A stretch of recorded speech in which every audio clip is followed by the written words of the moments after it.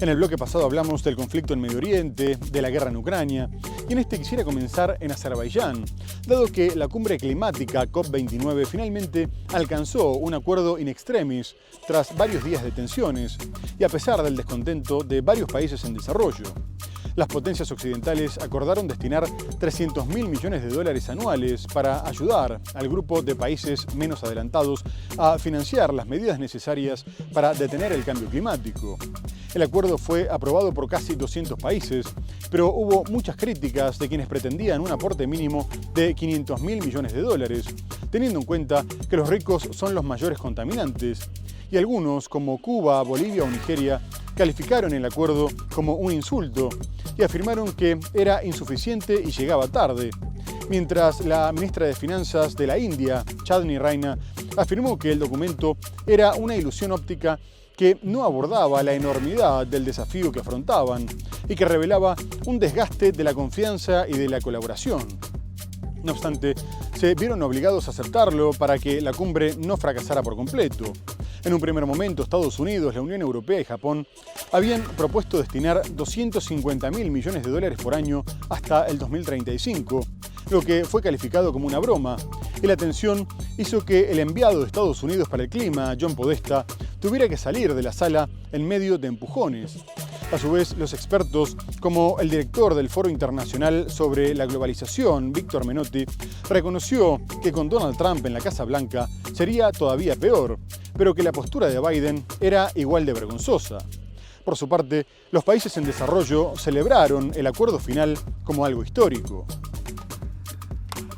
Después de 2 semanas de duras negociaciones en Azerbaiyán, la COP29 llegó en la madrugada del domingo a un acuerdo sobre la financiación climática entre los países ricos y los países en desarrollo. Casi 200 países aprobaron un pacto global sobre el clima que eleva al menos 300.000 millones de dólares anuales, la cantidad que los países ricos, históricamente contaminadores, pagan a los países más pobres para que tomen medidas contra el calentamiento global. Hubo aplausos en la sala, pero no todos quedaron satisfechos. Las naciones en desarrollo expresaron su decepción y algunos consideraron el pacto alcanzado un insulto. Reclamaban, como mínimo, un aporte anual de 500.000 millones de dólares. El financiamiento muy por debajo de nuestras necesidades es un insulto a la demanda de los países en desarrollo. Este documento no es más que una ilusión óptica. En nuestra opinión, no abordará la enormidad del reto al que todos nos enfrentamos, por lo que nos oponemos a la adopción de este documento. El jefe del organismo de la ONU para el Clima admitió que quedan desafíos por delante. Ningún país consiguió todo lo que quería y nos vamos de Bakú con una montaña de trabajo aún por hacer. La Unión Europea, en cambio, celebró el acuerdo, indicando que marca una nueva era en la cooperación y la financiación climáticas. La próxima conferencia sobre el clima, la COP30, será el año próximo en la ciudad brasileña de Belém. En otro orden, Francia, Alemania y el Reino Unido comenzaron un nuevo intento por retomar el acuerdo nuclear con Irán, reuniéndose con las autoridades persas después de que impulsaran una resolución en la que denunciaban la falta de cooperación de la República Islámica y pedían que se llevara a cabo un informe integral sobre sus actividades nucleares. Irán había advertido que si la Junta de Gobernadores del Organismo Internacional de la Energía Atómica aprobaba la resolución en su contra, tomaría medidas recíprocas y más tarde anunció la puesta en marcha de miles de centrifugadoras avanzadas para enriquecer uranio. A su vez, consideró que la resolución era destructiva, beligerante e injustificada y estaba destinada a alcanzar objetivos políticos ilegítimos. No obstante, Teherán no se cerró al diálogo y su viceministro de Exteriores, Majid Ravanchi, se reunió en Ginebra con sus homólogos europeos en un intento de rebajar las tensiones. Las potencias occidentales se quieren asegurar de que el programa nuclear de Irán no tenga fines militares, ya que el Organismo Internacional de la Energía Atómica advirtió que, después de que Estados Unidos rompiera el acuerdo, el país persa había podido enriquecer uranio en niveles cercanos al 90%, lo que le permitiría crear armamento nuclear. Asimismo, el vocero del Ministerio de Exteriores iraní, Esmail Bakai, comunicó que en Ginebra también habían abordado otras cuestiones regionales e internacionales, como los conflictos en Líbano y Palestina, en un intento de continuar el diálogo que habían mantenido el pasado septiembre en la Asamblea General de Naciones Unidas. Por su parte, el Reino Unido confirmó que adoptarían todas las medidas diplomáticas necesarias para evitar que Irán desarrollara armas nucleares. Irán pondrá en marcha centrifugadoras avanzadas en respuesta a crítica de la OIEA, la moción del Organismo Internacional de Energía Atómica, que critica a Teherán por falta de cooperación en materia nuclear, fue presentada por Reino Unido, Francia, Alemania y Estados Unidos en la Junta de esta Organización de Naciones Unidas. La resolución contó con 19 votos a favor entre los 35 países representados, según fuentes diplomáticas consultadas por la AFP. China, Rusia y Burkina Faso votaron en contra del texto, que contó además con 12 abstenciones. Venezuela no pudo participar en la votación. Irán anunció el domingo que sostendrá conversaciones esta semana sobre su programa nuclear con Francia, Alemania y Reino Unido. Así lo anunció el portavoz del Ministerio de Relaciones Exteriores de Irán, Esmail Bakai, quien informó que la reunión tendrá lugar el viernes, sin precisar el lugar.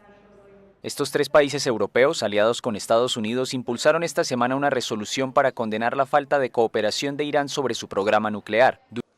En 2015, Irán y las potencias mundiales firmaron un acuerdo que preveía un alivio de las sanciones internacionales a Teherán a cambio de garantías de no desarrollar un arma nuclear. Pero Estados Unidos se retiró unilateralmente del acuerdo en 2018, bajo la presidencia de Donald Trump. Además del tema nuclear, Irán también hablará con Francia, Alemania y Reino Unido de la situación regional e internacional, incluidos los conflictos en Gaza y en Líbano, en los que Teherán respalda a los movimientos islamistas Hamas y Hezbollah, ambos en guerra contra Israel. Y ahora quisiera ir a Estados Unidos porque el presidente electo Donald Trump continuó delineando su futuro gobierno con la nominación de su abogada personal, Pam Bondi, como futura fiscal general, tras la renuncia del ex congresista de Florida, Matt Gaetz, que había generado una gran polémica porque su designación hubiera hecho que liderara un departamento de justicia que lo estaba investigando por tráfico sexual de una menor y uso de drogas. Gaetz comunicó que su proceso de confirmación se estaba convirtiendo en una distracción y que se lo estaba utilizando para dañar la futura presidencia de Trump. Pero la verdadera razón de su renuncia fue que el ex representante ultraderechista no contaba con el apoyo de los republicanos, por lo que no hubiera sido confirmado. Trump intentó dar vuelta a la página rápidamente y afirmó que Bondi, ex fiscal general de Florida, iba a poner en orden el Departamento de Justicia, después de que fuera utilizado para perseguir a los republicanos. No obstante, la renuncia de Gaetz puso más presión sobre el nominado para secretario de Defensa, Pete Hegseth, que fue acusado por una mujer de haberla violado en el 2017 y reconoció que le había pagado para que retirara su demanda. Además, el veterano de guerra y presentador de Fox News también generó polémica por sus tatuajes neonazis y supremacistas blancos. De cualquier forma, una encuesta realizada por CBS YouGov reveló que el 59% de los estadounidenses aprobaba la manera en la que el presidente electo estaba gestionando el periodo de transición, incluyendo un fuerte apoyo a Hegseth e incluso al antivacunas Robert Kennedy como secretario de Salud, mientras que un 55% se sentía satisfecho o feliz por su victoria. El excongresista de Florida, Matt Gaetz, se ha retirado como candidato del presidente electo Donald Trump para fiscal general. Esto se produce en medio de un continuo escrutinio sobre una investigación federal de tráfico sexual que puso en duda su capacidad para ser el principal oficial de la ley en Estados Unidos. En un comunicado, Gaetz dijo que su confirmación se estaba convirtiendo en una distracción para el trabajo crítico de la transición a un gobierno de Trump y Vance. El anuncio se produce días después de que un abogado de dos mujeres dijera que sus clientes informaron a los investigadores del Comité de Ética de la Cámara de que Gaetz les pagó por sexo en múltiples ocasiones. Una de las mujeres testificó que vio a Gaetz teniendo relaciones sexuales con un adolescente de 17 años en una fiesta en Florida en 2017. Gaetz ha negado cualquier delito y dice que la investigación sobre las acusaciones de tráfico sexual había terminado sin cargos federales en su contra. En una publicación en redes sociales, Donald Trump dijo que Matt tiene un futuro maravilloso y estoy deseando ver las grandes cosas que hará. Donald Trump designó el jueves como futura secretaria de Justicia de Estados Unidos a una abogada de su confianza, Pam Bondi. La decisión fue anunciada por el presidente electo en su red Truth Social, luego de que el polémico congresista Matt Gaetz renunciara como aspirante al cargo. Trump dijo que Bondi volverá a centrar al Departamento de Justicia, que ha sido utilizado como un arma contra él y otros republicanos. Después de dejar su cargo de fiscal general de Florida en 2019, Bondi formó parte del equipo de abogados de Trump durante su juicio político en el Senado. Posteriormente, Bondi se unió al equipo de abogados que encabezó su fallido desafío legal a la elección del demócrata Joe Biden en los comicios. Y mientras tanto, Donald Trump parece haberse librado de los casos judiciales en su contra, después de que el fiscal especial que lo investigaba por el asalto al Capitolio y por el manejo irregular de documentos clasificados, Jack Smith, reconociera que el Departamento de Justicia prohibía perseguir a un presidente en funciones, tras lo cual la jueza federal del Distrito de Columbia, Tanya Chutkan, cerró la investigación. El fiscal afirmó que la prohibición era categórica y que no dependía de la gravedad de los delitos, de la solidez de las pruebas ni de los méritos de la acusación, aunque destacó la solidez de los casos y no descartó que Trump pudiera volver a ser acusado cuando dejara el cargo en el 2029. A su vez, la Fiscalía comunicó que iba a continuar con el proceso contra 2 empleados del Republicano, involucrados en el caso de los documentos clasificados encontrados en su mansión de Mar-a-Lago. Y poco más tarde, el presidente electo reaccionó reiterando que los casos en su contra habían estado motivados políticamente, por lo que fueron un punto bajo en la historia del país. Además, acusó a los demócratas de haber malgastado $100 millones en el proceso vacío e ilegal. Previamente, la Corte Suprema le había dado total inmunidad por actos oficiales, pero la acusación afirmó que el discurso en el que instaba a sus seguidores a ir hacia el Capitolio para evitar la certificación de Joe Biden no había sido un acto oficial. Trump todavía tiene un caso penal en Georgia por intentar revertir el resultado electoral, pero varios de los cargos ya fueron retirados. Y en el caso por el que fue declarado culpable por fraude, por esconder el pago a la actriz de cine para adultos Stormy Daniels para que no revelara una relación que habían mantenido, el juez decidió posponer indefinidamente su sentencia. Una jueza accedió el lunes a la petición del fiscal especial Jack Smith de desestimar un caso contra el presidente electo de Estados Unidos, Donald Trump, por presunta injerencia electoral en 2020. El funcionario argumentó su decisión a la luz de una política del Departamento de Justicia de no procesar a un presidente en ejercicio. No obstante, dijo que la posición del gobierno sobre la acusación no ha cambiado y pidió dejar abierta la posibilidad de que pueda reactivarse una vez que Trump deje el cargo, algo que también fue aceptado. El republicano es acusado de conspiración para defraudar a Estados Unidos y para obstruir un procedimiento oficial, es decir, la sesión del Congreso para certificar la victoria de Joe Biden en las elecciones de 2020. Esta fue interrumpida el 6 de enero de 2021 por una turba de partidarios del magnate, a quien también se le acusa de intentar despojar de su derecho al voto a los estadounidenses con sus falsas afirmaciones de que ganó esos comicios. Smith acusó a Trump de gestionar incorrectamente documentos ultrasecretos después de dejar la Casa Blanca, pero este caso fue desestimado por una jueza federal en Florida con el argumento de que su nombramiento como fiscal especial fue ilegal. Aunque en su momento había recurrido la decisión del magistrado, Smith retiró la apelación el lunes. Trump se enfrenta a otros 2 casos, uno en Georgia y otro en Nueva York, por el que fue condenado. Pero el juez a cargo pospuso la sentencia mientras considera una solicitud de los abogados de Trump para que la condena sea anulada a la luz de una decisión de la Corte Suprema, que en julio afirmó que un presidente tiene amplia inmunidad en el ejercicio de sus funciones. Y ahora quisiera bajar a Venezuela, donde siguió aumentando la tensión después de que el fiscal general comunicara que había imputado a la líder opositora María Corina Machado por traición a la patria, asociación para delinquir y conspiración con países extranjeros, después de que apoyara un proyecto de ley aprobado por la Cámara de Representantes de Estados Unidos con el que se aumentarían las sanciones contra el país. El ministro del Interior, Diosdado Cabello, dijo que sabían dónde se encontraba Machado, pero se cree que más que detenerla, se intentaría obligarla a salir del país, como hizo el ex candidato presidencial Edmundo González Urrutia. Además, se cree que la ofensiva contra Machado fue una respuesta a la decisión de varios países de reconocer al candidato opositor como el presidente electo. Italia siguió los pasos de Estados Unidos, reconociendo a Urrutia, y la primera ministra Giorgia Meloni dijo que estaban trabajando junto con la Unión Europea para que tuviera lugar una transición democrática y pacífica, con el fin de que se respetara la preferencia del pueblo venezolano. Además, criticó la represión de las protestas que tuvieron lugar tras el proceso electoral, destacando que había dejado muertos y detenciones arbitrarias. Previamente, el secretario de Estado norteamericano, Antony Blinken, había publicado un comunicado justificando la decisión, afirmando que la democracia exigía respeto a la voluntad de los votantes, aunque se advirtió que esta política conduciría al mismo fracaso que se había tenido con el autoproclamado presidente encargado Juan Guaidó. A su vez, el ministro de Exteriores de Venezuela, Iván Gil Pinto, respondió que el reconocimiento era completamente absurdo, antidemocrático y ridículo. La Fiscalía de Venezuela abrió el viernes una nueva investigación contra la líder opositora María Corina Machado. El Ministerio Público indicó en un comunicado que los pronunciamientos públicos que Machado ha realizado para impulsar en Estados Unidos un proyecto de ley para aislar económicamente más al gobierno de Nicolás Maduro constituyen la comisión de los delitos de traición a la patria. La Cámara de Representantes estadounidense aprobó el lunes el proyecto de ley bipartidista Bolívar, que todavía necesita luz verde del Senado y la firma del presidente para entrar en vigor.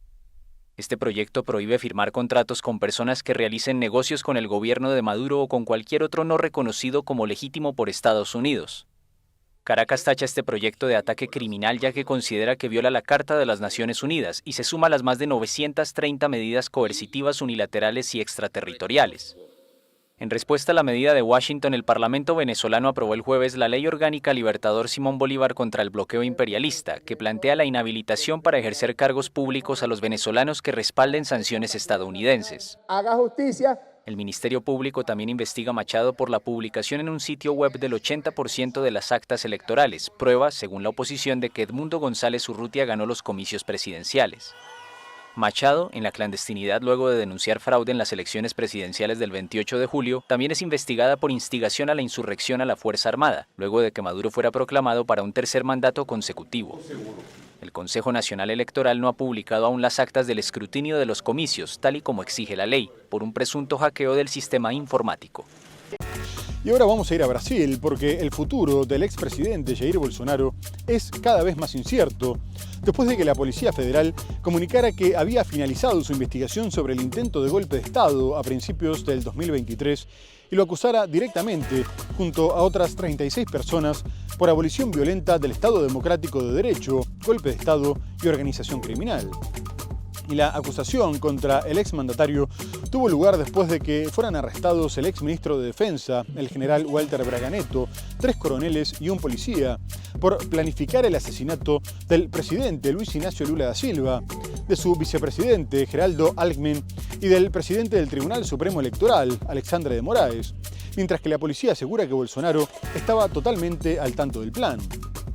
Y tras la acusación en su contra, Jair Bolsonaro salió a negarlo todo y dijo que no tenían pruebas en su contra, agregando que no podía esperar nada de un equipo que usaba la creatividad para denunciarlo.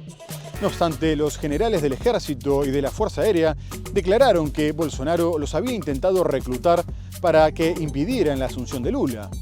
Por lo pronto, el fiscal general, Paulo Gonet, afirmó que no se tomaría una decisión sobre los acusados hasta el año que viene, pero no se descarta que Bolsonaro pueda ser detenido y, de ser encontrado culpable, podría enfrentar una pena de hasta 28 años de cárcel.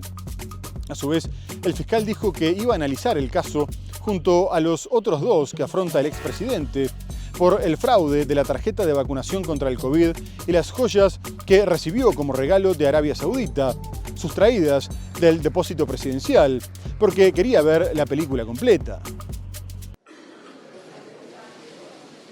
La policía brasileña recomendó el jueves inculpar al expresidente de extrema derecha Jair Bolsonaro por tentativa de golpe de Estado para impedir la asunción del izquierdista Luis Ignacio Lula da Silva tras su victoria en las elecciones de 2022. Según un comunicado de la institución, Bolsonaro figura en una lista de 37 personas que deberían ser procesadas por los crímenes de abolición violenta del Estado Democrático de Derecho, golpe de Estado y organización criminal. El expresidente perdió las elecciones en octubre de 2022 frente a Lula, que asumió por tercera vez la jefatura de Estado en Brasil. En respuesta, Bolsonaro acusó el jueves al juez Alexandre de Moraes, a cargo de la investigación en el Supremo Tribunal Federal, de ajustar testimonios, realizar detenciones sin cargos, pescar pruebas y contar con un equipo de asesores muy creativo. Hace todo lo que la ley no dice, afirmó el exmandatario en la red social X. En la lista de la policía figuran también el exministro de Defensa y candidato a vicepresidente de Bolsonaro, Walter Braga Neto, el exdirector de la Agencia Brasileña de Inteligencia, ABIN, Alexandre Ramagen, y otros estrechos colaboradores del exmandatario, como el general de la Reserva, Augusto Heleno. Según la investigación realizada durante casi 2 años, Bolsonaro discutió un plan golpista con miembros de su gobierno y de las Fuerzas Armadas, incluso antes de perder la reelección con Lula.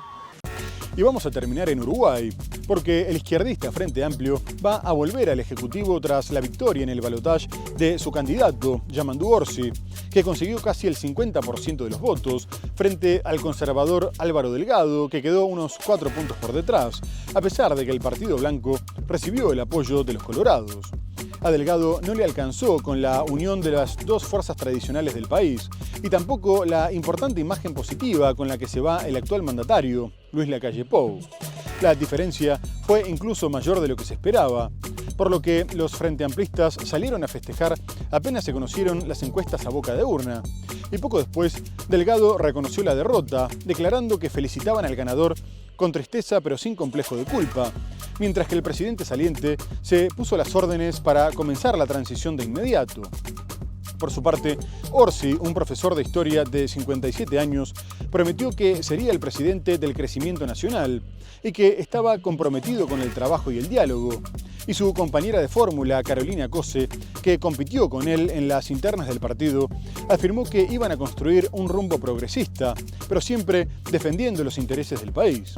El Frente tiene mayoría en el Senado y la paridad en diputados obligaría al gobierno a buscar consensos, pero no se cree que sea una traba para poner énfasis en lo social y se espera una política exterior más cercana a los gobiernos latinoamericanos y no tanto a Washington.